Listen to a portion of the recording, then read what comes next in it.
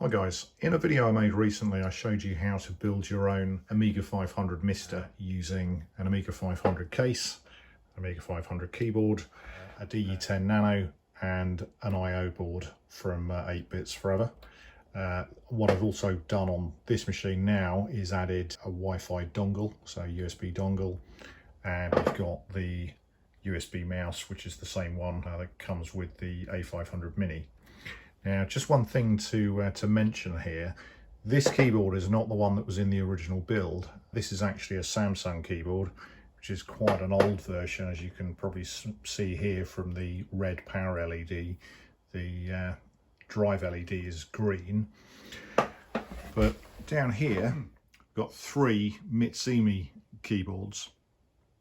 Three MiSTer keyboards, none of which work properly, or at least they don't when connected to the DE10 Nano. Now, I've tried them with the 8-Bits Forever I/O board, but I've also tested them with the Arduino keyboard controller interface, and it's the same problem with both.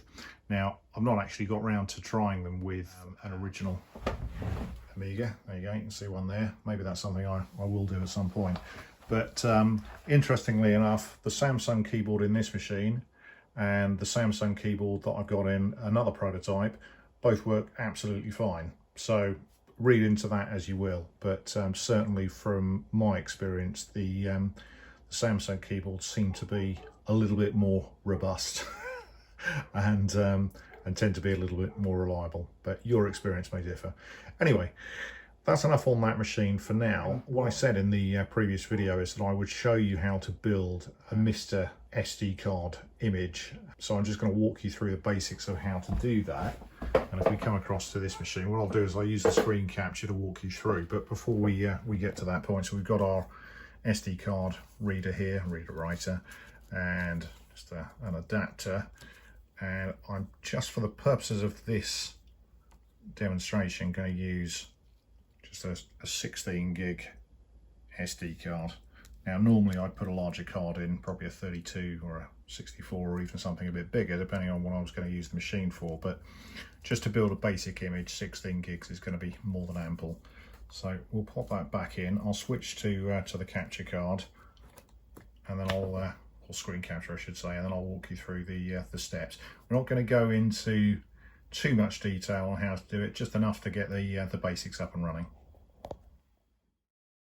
So if you're working on a project right now and you need a high quality PCB starting at just $5 or some 3D printing even, you might want to check out our sponsor PCBWay.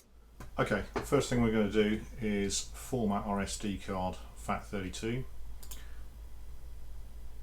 So I'm going to use the Raspberry Pi imager for that, but you could use a Boolean etcher or another application of your choice. So I'm going to select Erase, but this will also format it FAT32. I'm going to select my SD card. Okay, there we go. So we've got our SD card. So I'm going to select that. Making sure, by the way, that you have selected the correct SD card. Be careful not to format anything you don't want to. And then once you've done that, select Write and let it format.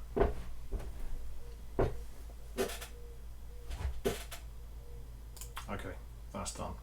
So if we look at that SD card, we can see that's completely blank now. You can rename it if you want to, but it doesn't really matter. Next thing we're going to do is get the MiSTer image. I'll put the link up on the video description for you. Basically, we're going to grab MiSTer Fusion version, in this case 2.5.img.zip.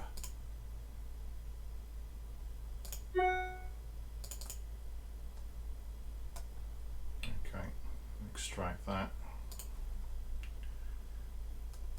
And we should, in theory, be able to write that image straight onto the SD card. So again, I'm going to use Raspberry Pi imager. You could use Boolean etcher or something else. I'm going to use a custom image. Go and find that image that we've just downloaded and extracted. Choose storage. Again, we're going to use the 15.9 or 16 gigabyte SD card, and we're going to write that image.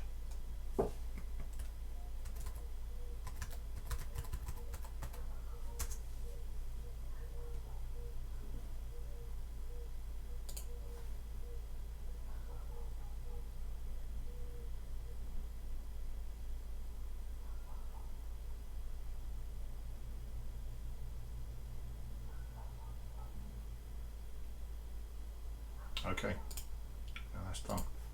Now it'll probably automatically eject that image for you, or eject the SD card, so you may have to pop it out and put it back in, which is what I'm doing now. Okay, and we can see there we've got an SD card which is now named MiSTer Fusion. We have a look at that, and there's our MiSTer image. So that is really all you need to get started.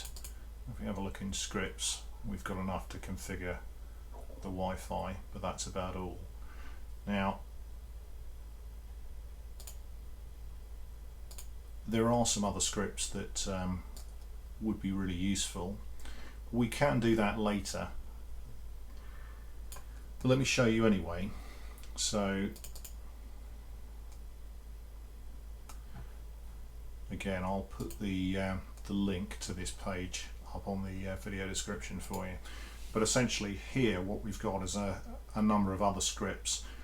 The most important of these is probably this one. So actually the only one you really need is update all. But we'll download the whole thing anyway. So I'm downloading this as a zip file. If I just go and show that. I'll clear that list in a minute. Let's show that in Finder. And then I can extract that.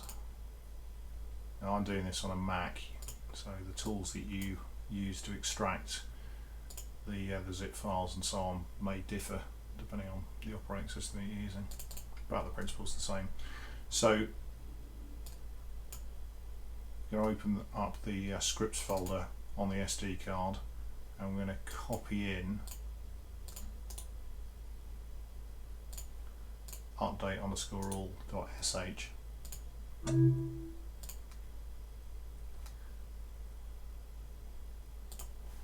close that for now. Let's go back to the web browser. So there's some other scripts in here that you might want. Scripts that I find useful are the names script, because that will allow you to automatically tidy up the names of the cores in the list when you're browsing them on the MiSTer. But again, it's entirely optional. The BIOS getter and the MAME and HB name getter and the arcade organizer, essentially that'll allow you to go and locate the BIOS files for the cores, and the arcade organizer will tidy up any of the main cores effectively that you download. We're not going to worry about any of that for now, but they are there if you want to use them. So for the purposes of we're done, we can now eject that SD card and go back to the MiSTer FPGA. In this case, we're going to be using the one inside the Amiga 500, or the Amiga 500 MiSTer if you prefer. But it doesn't actually make much difference. The principle is exactly the same. Whatever case the MiSTer happens to be in, no difference. Okay, so I've inserted the newly created MiSTer image on our SD card into the Amiga 500 MiSTer. So I'm going to power that up now. Okay, let's see, let you see the screen. So you can see there MiSTer Fusion is installing MiSTer, please stand by, and basically sit and wait for it. Shouldn't take too long, after which it will reboot the MiSTer. And if we go back to the screen now, you can see, there you go, that possibly looks familiar if you're used to playing around with MiSTers. So we've got nothing there at this stage. First thing we need to do is go and configure the network interface. Now, if you had Ethernet plugged in via your router, let's assume, so it had internet connectivity, then you could skip this step. But in this case, we're going to configure it for Wi-Fi.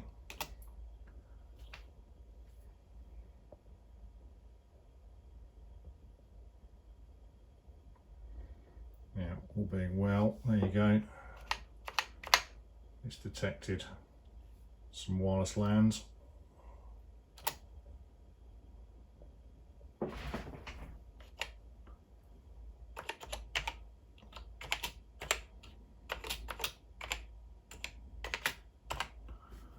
Right. Just select your SSID from the list, put your password in, and all being well, it will connect. There you go. Press any key to continue. And you should then, oh, just going to just reset it again by the looks of it. There you go. You should get the Wi-Fi symbol up on the status. So once you've got to that point,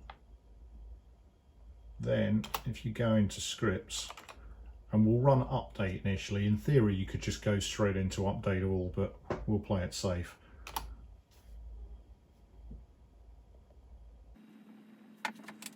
Okay, so this is obviously going to connect out to a series of different servers on the internet and download a whole lot of stuff that it needs. And in doing this, you'll get some of the calls. You won't get them all, but you'll get the vast majority of the calls.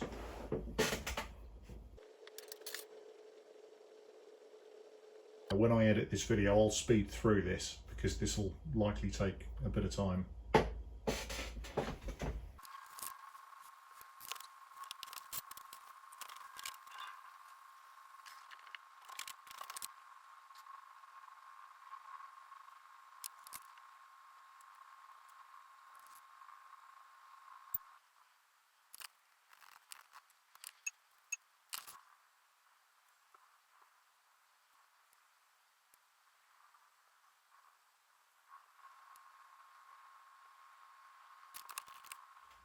And that took probably about 10 minutes.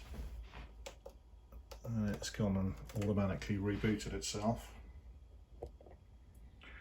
So let's have a look at what we got. Okay. And we can see it has reconnected to the Wi-Fi. You can see it up on the status. So if we just have a look and see what we've got here. So you can see just with a standard update, it'll pull down a whole load of arcade cores for you anyway, and quite a few of the computer cores. In fact, the vast majority of them, unless they're kind of pre-release, and there's another way to do that. But that's probably for another video, I think. But since this is intended to be an Amiga build primarily, what we need to do is make sure that we've got the Amiga core, which in this case is Minimig. Now, as I mentioned earlier, if you want the core names to be a little bit more descriptive, then you probably want to use the names.txt. If you go back to the link that we were looking at earlier, also in the video description, you should find some more information on exactly what you need to do to get that working. Worthwhile, doesn't take too long. It's definitely worth spending a few minutes on that. Okay, so let's go and have a look. Actually, we'll come back to the Minimig core. We've also got some consoles in there, including the PlayStation core now. That's been released. In other, there's various other cores in there, and there's some utilities as well. Again, not the point of this video to go into all of the cores in detail. That will be another video to look at some of them. But for now, what we're interested in is the Minimig core. So let's just spin that up. Now, obviously, we've got No kickstarts on here yet, and we certainly don't have any ADF files or any HDF files. There's absolutely nothing on there, it's completely blank. But let's just have a quick look.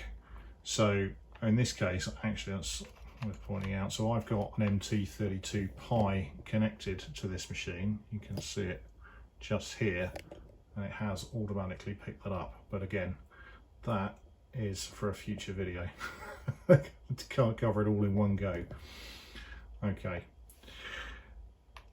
but if we go into system, we can specify the ROM here. Obviously we need to copy that across, and in drives you can see that that's currently disabled, but if we enable that for the IDE A600, A1200, then we can specify HDF files as well. Now there's any number of different ways that you can do this. I'm going to suggest one method, but it's entirely up to you what approach you take. So depending on which version of Amiga OS you want to be running may dictate the approach that you take. But here we've got a copy of Amiga Forever. Now mine's a few years out of date now, but the principle's the same. So on Amiga Forever, that will include a load of ADF files. It will also include the kickstart ROMs, certainly up to version 3.1. You may get some later than that now, I don't know. And there's also some HDF images on there, which you may be able to use as templates. So that's one way to go.